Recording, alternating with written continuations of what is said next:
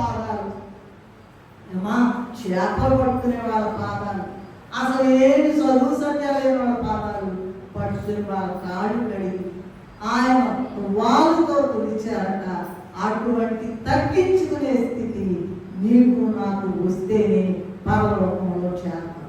ఈ దెబ్బతో మొత్తం జనాలు మారిపోవాలని నోరు వేసుకుని వాడబాకండి, ఇష్టం వచ్చినట్టుగా మాట్లాడబాకండి.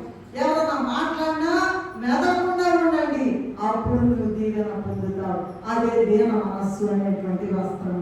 ఈ వస్త్రం నువ్వు సంపాదించుకున్నావో లేదో ఆలోచించుకో.